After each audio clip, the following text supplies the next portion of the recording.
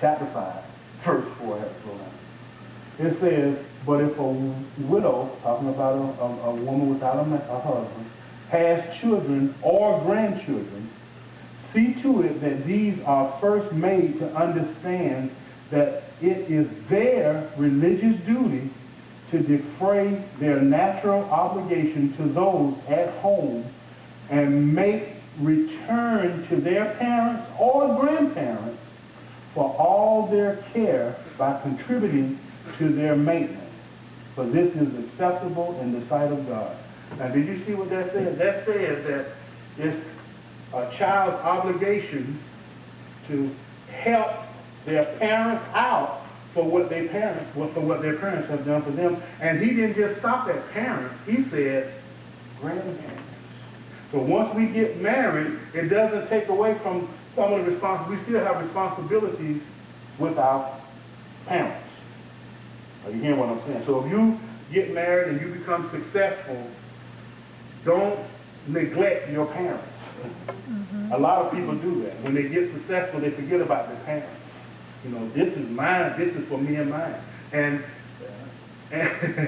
I will show you that a husband and wife is to love one another above everyone else. They're to love their spouse even more than their parents. But they're not to neglect their parents. There's a difference in that. You have to look out for them, because think about it. There was times, even as adults, there are times when adults have to go back to their parents for help. Some adults have to go back and live with their parents. And then I've seen parents have taken care of their children, and when the children got on their feet, they just totally ignored their parents in time of trouble. That's not even, we shouldn't even do that with other people, not just our parents. If somebody is in need and we're able to help them, the Bible teaches us that we should do that anyway. So how much more with our parents? Doesn't the Bible teach us that we're to love our enemies? It says if your enemy is hungry, you to do what? Feed him. If he's thirsty, you to do what? Give him something to drink, right? So if I'm going to do that for my enemy, how much more for my parents? How much more for my brother? How much more for my friend? Right. You understand where I'm coming from? So we're not to neglect our parents just because we're in a different home lifestyle. All right. God gave marriage as a gift to man, which was Adam, and woman, which was Eve.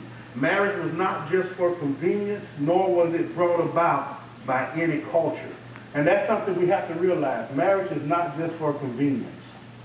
A lot of times people get married just so they can have sex. It's convenient for them. Well, we know a couple that did that. And after the thrill was gone, they were gone. Wasn't no connection there. Some people get married convenience because of finances. Well, when the finances go, guess what? The marriage goes. You ever listen to some of these celebrities? A lot of times they get married and 24 hours later they have the marriage annulled. Sometimes they do it, the convenience of it is the publicity that they get from it. Okay, now they got the publicity, they're in the spotlight, there's no connection there. That's why you need to spend time and talk. One of the most important things that a man and a woman need to do before they get married is talk. Communicate. Tell the truth. Don't hold nothing back. Say what's on your mind. Tell the person what you want, what you expect. Tell them what your goals are.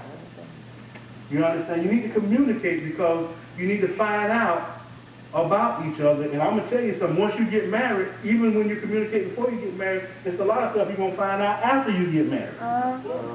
That's an ongoing thing. You constantly find out things. And then, in case you don't know this, especially young folks, they think they never get old. Sooner or later, as you get older, not old, but older, your taste changes. You change. There's certain things that you used to like that you don't like anymore.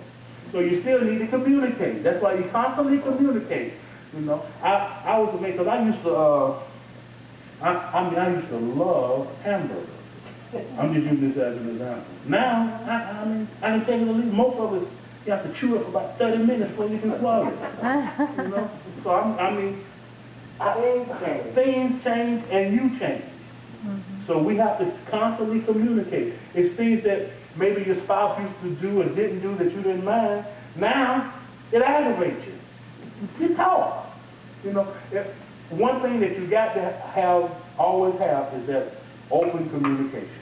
You have to be able to tell a person how you feel, what you don't like. When you can't talk to your spouse like that, you're going to get in trouble. Because what happens, you're going to start holding all that stuff in, and maybe one day, some minute thing might happen and you explode. So you have to let everything out. If something's going wrong, let them know what's going wrong.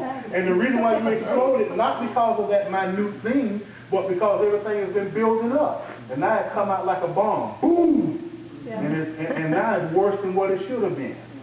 Where if you had been communicating all along, you're letting it go. I'm telling you from experience. I used to be one of them that would absorb stuff. I let people say stuff to me and I just absorb it. And then one little thing they do or say, and then boy, I explode. Have a temper tantrum. I used to punch walls and have temper tantrums. But I've learned that when something bothers me, see, that's why people say that I'm outspoken. That's the title that I have. I'm outspoken because I tell you what's on my mind. The reason why is, and I try to do it in love, the reason why is I've learned that I can't hold stuff in. I can't hold stuff in. I have to let it go because when you hold stuff in, you're hurting yourself.